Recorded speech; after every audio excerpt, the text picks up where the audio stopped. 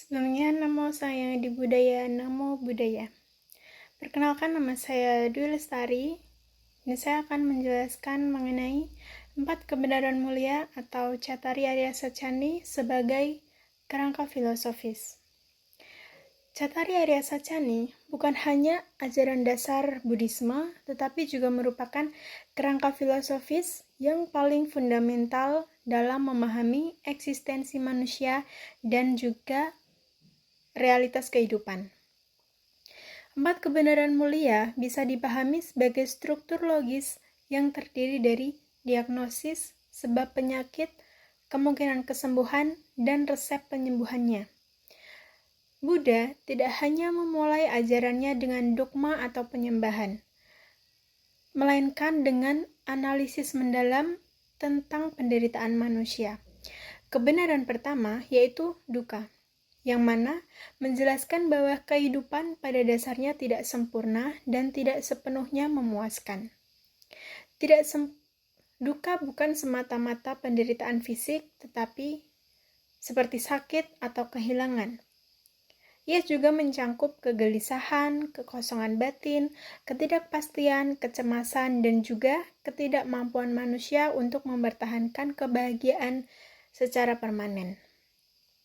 Hidup memang memiliki kebahagiaan, tetapi semuanya bersifat sementara, rapuh, dan mudah berubah.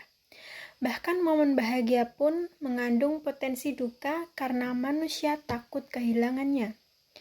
Nah, dengan menyatakan dukkha sebagai kebenaran pertama, Buddha tidak sedang mengajarkan pesimisme, tetapi mengajak manusia melihat realitas secara jujur tanpa tertipu oleh ilusi keabadian atau kenikmatan yang abadi.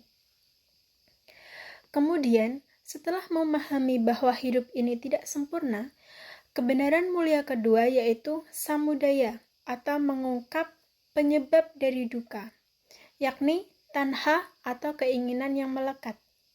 Keinginan inilah yang membuat manusia terjebak dalam siklus kelahiran dan kematian atau samsara. Tanha muncul dalam 3 bentuk, yaitu keinginan untuk memiliki atau kama tanha, keinginan untuk menjadi sesuatu yang lebih besar dari diri sendiri atau bawa tanha, dan keinginan untuk menghindari atau menolak kenyataan atau wibawa tanha. Semua bentuk keinginan ini muncul dari awija atau ketidaktahuan terhadap hakikat kehidupan. Manusia menderita bukan karena dunia yang kejam, tetapi karena ia salah memahami dunia. Ia menganggap segala sesuatu bisa dimiliki, dikontrol, dan dipertahankan. Padahal, semua hal tunduk pada hukum anicca atau ketidakkekalan.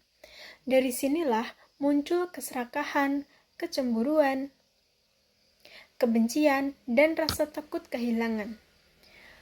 Kemudian, kerangka filosofis ini secara tidak langsung menunjukkan bahwa penderitaan bukan datang dari luar atau dari kekuatan gaib, melainkan dari batin manusia sendiri, dan inilah kekuatan ajaran Buddha. Ia bersifat rasional, introspektif, dan menempatkan manusia sebagai sumber masalah sekaligus sumber solusi. Kemudian kebenaran mulia ketiga, nirodha, membawa harapan atau lenyapnya dukkha. Jika penderitaan memiliki sebab, maka ia juga bisa dihentikan. Nirodha adalah lenyapnya tanha dan berakhirnya dukkha, yang disebut nibbana. Nibbana ini bukanlah surga, bukan tempat tertentu, tetapi keadaan batin yang terbebas dari nafsu, kebencian, dan juga kegelapan batin. Inilah kebebasan sejati, yang mana kebahagiaan yang tidak tergantung pada hal luar. Dalam kerangka filsafat, ini adalah jawaban atas pertanyaan eksistensial manusia. Adakah kedamaian yang tidak bisa dihancurkan oleh waktu, kematian, ataupun kehilangan? Nah, Buddha menjawab ada, dan itu ditemukan di dalam batin yang terbebas. Kebenaran ketiga ini sangat penting karena menunjukkan bahwa Buddhisme bukan ajaran pesimis. Ia bukan hanya membahas penderitaan, tetapi juga memperlihatkan bahwa penderitaan bisa diatasi. Artinya, manusia tidak dikendalikan oleh takdir atau dosa bawaan. Setiap orang memiliki peluang untuk berubah. Lalu, kebenaran mulia yang keempat, maga, adalah jalan untuk mencapai lenyapnya duka. Jalan ini disebut jalan mulia berunsur 8 yang mencangkup pandangan benar, pikiran benar, ucapan benar, perbuatan benar, mata pencaharian benar, usaha benar, perhatian benar, dan konsentrasi benar.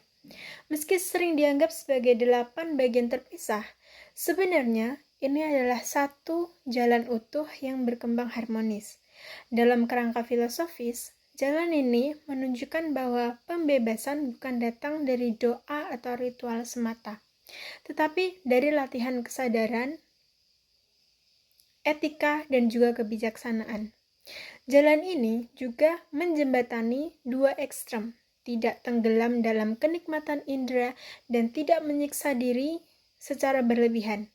Ini yang dikenal sebagai jalan tengah atau majjhima patipada, yaitu cara hidup yang seimbang, sadar, dan penuh pengertian. Jalan ini bukan dogma yang harus dipercaya tanpa dipikirkan, tetapi sebuah metode praktis yang bisa diuji secara langsung dalam pengalaman hidup. Kemudian sebagai kerangka filosofis, 4 kebenaran mulia memiliki struktur yang logis. Pertama, realitas kehidupan diakui, ada penderitaan. Yang kedua, sebabnya dijelaskan. Ketiga, solusinya ditegaskan. Dan keempat, jalan menuju solusi diberikan. 4 kebenaran ini juga dapat diterapkan dalam berbagai aspek kehidupan modern, misalnya dalam menghadapi stres, kemudian kecanduan, konflik sosial, atau krisis identitas. Ketika seseorang merasa gelisah, pertama-tama ia perlu menyadari kegelisahannya tanpa menyangkal.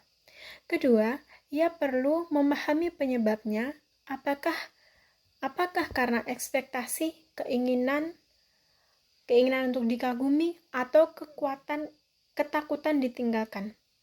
Yang ketiga, ia harus percaya bahwa kegelisahan ini bisa diatasi. Dan keempat, ia melakukan langkah-langkah konkret seperti mengubah cara berpikir, mengelola emosi, dan melatih kesadaran. 4 tahap ini adalah pola berpikir filosofis sekaligus psikologis yang sangat relevan sepanjang zaman. Nah, pada akhirnya, 4 kebenaran mulia menunjukkan bahwa kebijaksanaan sejati lahir dari keberanian untuk melihat kenyataan, bukan dari pelarian. Buddha tidak menawarkan keselamatan instan atau janji surgawi yang manis, melainkan peta perjalanan batin yang realistis dan membebaskan.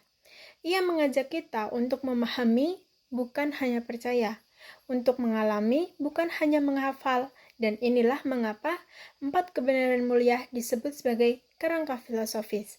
Ia menjelaskan hakikat hidup, akar penderitaan, potensi kebebasan, dan metode pencapaiannya secara logis, sistematis, dan universal.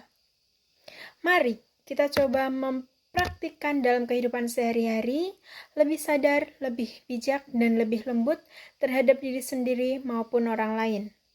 Mulailah dari hal kecil, yaitu menerima kenyataan dengan tenang, mengurangi kemelekatan, dan melangkah di jalan yang benar. Sabe sata bhavantu sukhitata, semoga semua makhluk hidup berbahagia. Namo Buddhaya.